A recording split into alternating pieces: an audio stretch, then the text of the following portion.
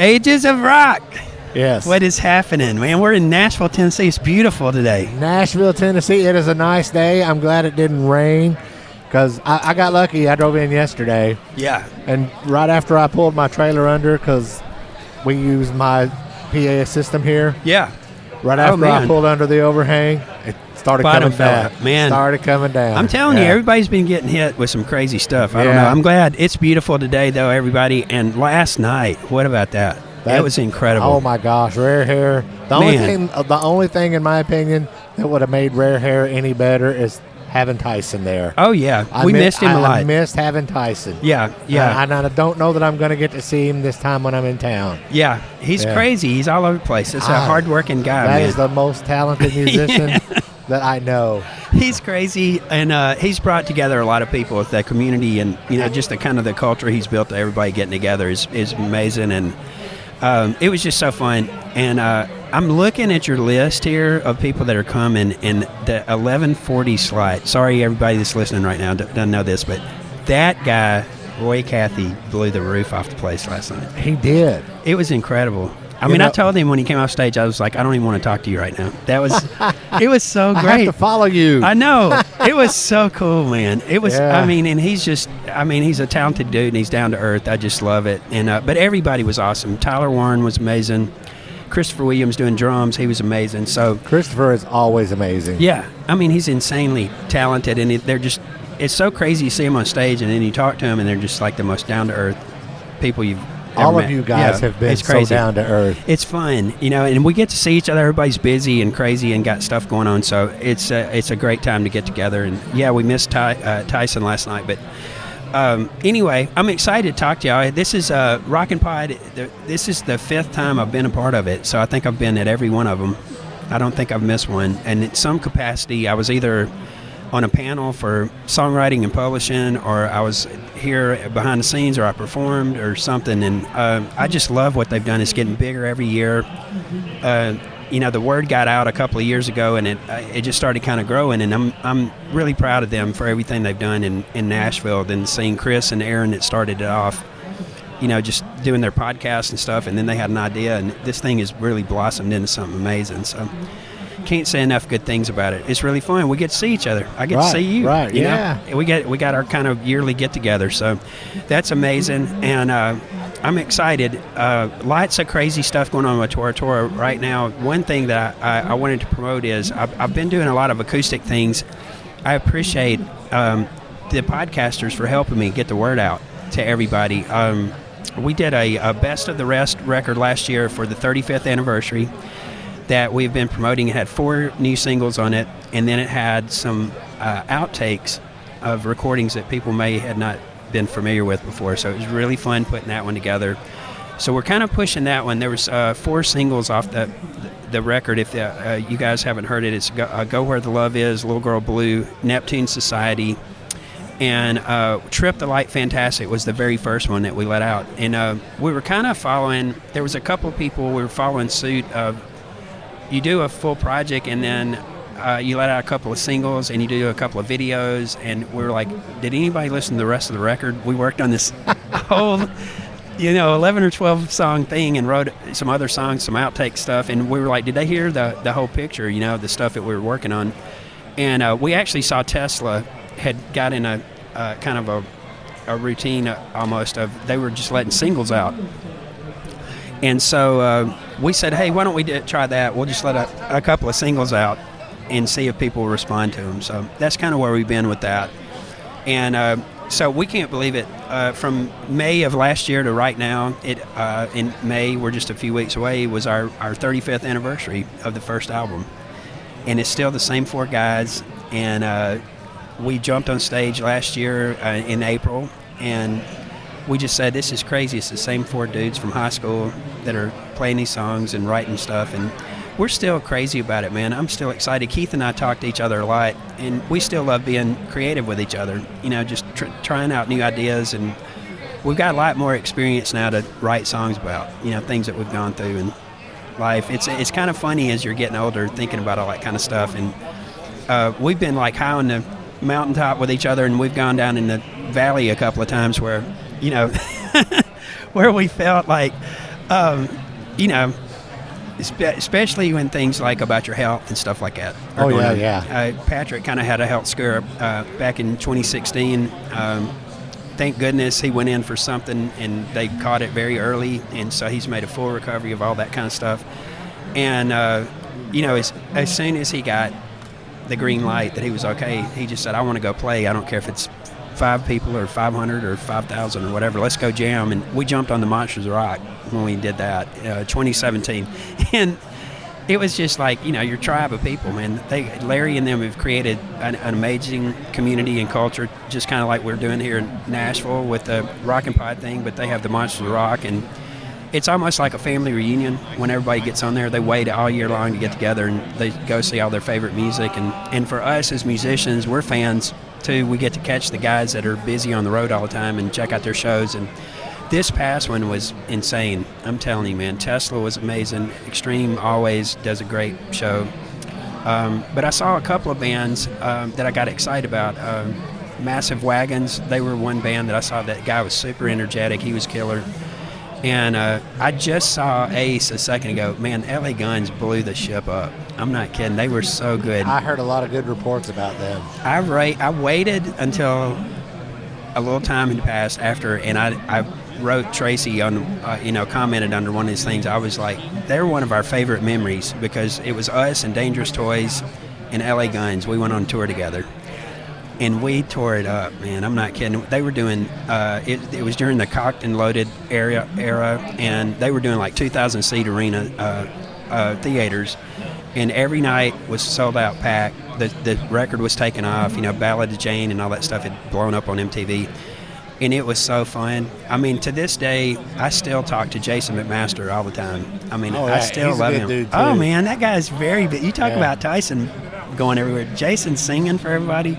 I mean, he's sang with the Armored Saint, and he's doing the Dirty Looks thing, and I mean, he's sitting in with a bunch of people, plus his own projects he's got going, and he still sounds great. Yeah. You know, it's amazing. And I just told somebody, I went out to NAMM, the convention out in L.A., I'm an ambassador for Memphis Record Pressing. They press vinyl records, and it's a beautiful facility in Memphis. If anybody is out there that's listening, if you do vinyl records, look me up online, hit me up on my social media, and I'll get you connected to them. They're a great company. We did a live EP with them, and I went down there and fell in love with the company, and I just said, I want to tell everybody in the world about this place. It's a great story. So that's what I've really been focused on the past year, traveling and doing music and working with them as an ambassador. And but anyway, I flew out to LA to do the NAMM thing for them, and Jason and them were getting inducted into the Metal Hall of Fame. Oh yeah. And I didn't know it. It just was like the universe or something got me out there, and I bought a general admission ticket, you know, and I was just gonna go sit in the audience. And when I went out there, man, I pulled up. I was like, took an Uber, so I pulled up in like a little Prius, you know, in front of the event, and I got out, and there was a red carpet where people were taking pictures of people that were getting the awards. And so I didn't know what was going on, so I'm walking, you know, I got next to it, kind of parallel with it. I'm walking and to go to the front door of the place. And somebody walked up and went, hey, you got all your credentials? Here's your backstage pass. And so I went in and got to see Jason and them. I stood there and watched them walk out on stage, and, you know, it was just a very, I don't know, God or the universe or whatever lined it up where I just walked up at the right time, and this guy just stuck his hand out and goes, here's your pass, and go backstage. You got to be where you're supposed to be. And that is fantastic. It was just a funny story. I got to see them and hug them and talk to them. They're really good friends of ours. They were always great to us on the road, and we had some amazing adventures with them. We actually got banned from each other's bus because we were just raising a bunch of hell, and they couldn't do a head count. They couldn't keep up. It was like herding cats, you know, trying to get us to get our leave times and all that stuff. So, but anyway, they're very close to us. But I know we have to talk quickly. One thing that I want to tell you really fast, Keith Douglas, our guitar player, has a new solo project out. It's instrumental. He did everything on it. It's called Remnants of Euphoria. Find us online where we run our own social media. Just shoot us a direct message or a message, and we'll get you connected to how you can get a hold of that. It's awesome. He sent me a couple of tracks ahead of time and let me know what was going on. And then also our drummer, John Patterson, has a side project called Fever Tree. We may have had them on the show a couple of times. They are They're amazing. They are a hoot. Yeah, and Tim, the singer, we've known him since I was a little kid. He gave us our first paying gig on Bill Street. He paid us $50 to open for him at the Old Daisy, which it was a movie theater, and it still had the wooden seats in it and everything. And we shared jam rooms with them. We stayed out all night with them. I mean, Tim and I have done so many crazy things together, and I love him. He's a super talented singer and great writer. Just their whole band, they're all incredible musicians. So, and John's keeping his chops up with that. He loves it. It's a little bit kind of different vibe than the Tora stuff. So we're all kind of still being creative, but we're still connected, and we talk to each other. We got a thread going. There's going to be a show coming up for us in the summer. We had a crew member, Matt Montgomery, that has gone through some health issues, so we're going to do some kind of benefit for him in Memphis, so that'll be a big show for us. It's always fun to see us at home in front of our hometown crowd. We know everybody in there and have grown up with them, and it'll just be like a homecoming thing for us. So that'll be coming up, and I think it's going to be in June. So watch our social media stuff. Find us on Instagram or Facebook, any of your social media stuff. We're at Tora Tora Band. You can find us on there, and you can also find me at Anthony Corder Official on YouTube. I've got all my Sunday sunset sessions that we did during COVID. All of them are on the channel. I still do the sunset sessions on Sundays with each other, just to get on there and encourage everybody. And because of those things, I've been out doing a bunch of acoustic shows. People asked me, they said, "Hey, will you come do this acoustic thing?" So I'm trying to spread the word. I've been doing a lot of work up in the Northeast, and I've been teaming up with a couple other singers. I did some with Eric Morton a couple of years back, and then Tony Harnell and I teamed up and did a couple of them together, and then I did some with Danny Vaughn from Taiketo, which was amazing. It was so fun to work with him. And it's really funny. We had the same management company when we were little kids. So I've known him for like 35 years, and a lot of times I'll see him at one of the big events like Monsters Rock, and it's hard to socialize. You're on there and you're kind of networking and you're doing your shows and stuff, and it's chaotic. And but at this thing, I walked into a little tiny, intimate setting acoustic venue, and it was just him sitting on stage, and I was like, okay, I'm really going to get to visit with him. And we got in the car a couple of times, where it was just me and him, where you know how it is. You can really get to scoop and go, all right, what's really going on? And we got to ride together and talk and catch up. And he's exactly the same dude. His voice is incredible. I don't know how he's doing it. He's staying in the same standard key, that he sang the original songs in, which is saying light for people our age, And he's just a great guy. Hopefully we're going to do some more shows together. And but like I said, find us on social media if you ever get interested in any of the stuff that's the acoustic shows. I'm happy to come and do those. The storyteller thing is so fun because I get to talk about the people behind the scenes. Most of the time we do a show, you see our band, we blow your head off and maybe play a ballad, and we leave, our 90 minutes. And but the acoustic thing, I get to acknowledge all the people, the writers that we work with, and the Ardent Studios that we recorded everything at. And, those guys really shaped our lives. I think it may be my age. I mean, I'm starting to get in that kind of reflective.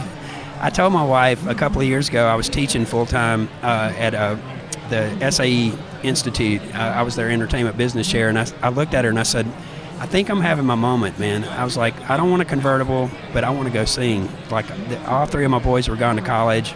The house was quiet, and Anita and I were there, and I said, I really want to go play. I feel good. My voice, I'm rested. I hadn't been on the road for 30 years, beating myself up. And so this acoustic thing has kind of popped up. But anyway, that's kind of the spiel. That's what I got going on right now. I think I start acoustic shows mid-May. I'm going to be over in the Carolinas, and then I head up the East Coast. And the Tora show in June, and in the fall I'll have some more shows popping up, hopefully. So, and Tora should have some stuff going on. I think Keith's promoting his record right now, and then we'll probably regroup when we do the benefit thing and start talking to each other about that. So lots of new music coming. I'm doing a lot of writing. There's some surprise people that I've kind of connected with that nobody knows about yet that I'm going to be doing some co-writes with, that it's going to be kind of fun, I think. That's pretty sweet. Now, you said that you had the 4 singles that you have released over the past. On A to Z Radio, my partner's over here. Yeah. We do a segment called Fresh Cuts, Okay. which is new music. All right, man. And it might be from an old rock star we know. That's right. Might be somebody you never heard of. Yeah. Pick one of those singles and we'll put it on our Fresh Cut segment. All right, man. I'll do it. Which one? You want me to pick it right now? Yes. Putting you on a spot. Gosh, this one's hard. I like all 4 of them. I think that I would try to do Little Girl Blue. Let's try that one. Little Girl Blue. Little Girl Blue. It's a kind of a dedication to Janis Joplin. Oh, It's kind of cool. It's one of my favorite guitar solos Keith has ever done. I love it. That one and Neptune Society, I play piano on that one, and I've never recorded piano. I always had somebody else do it. And we went in and did it in one take in a little studio in Memphis. And we built the track around it, and it was just really fun. John and I first, it was just drums and piano, and then Keith kind of added all of his guitars and stuff. It was really fun. So that one's kind of fun, too. Right on. Well, Anthony, I appreciate your time. Thanks As so always, much. This it was is a good lot, to see man. you again. It's great seeing you. Yes, We're going to sir. have fun tonight, man. There's a show tonight. You guys are going to have a ball. So. Oh, always. Y'all take care of yourself. Thanks for all the support through the years. Appreciate it.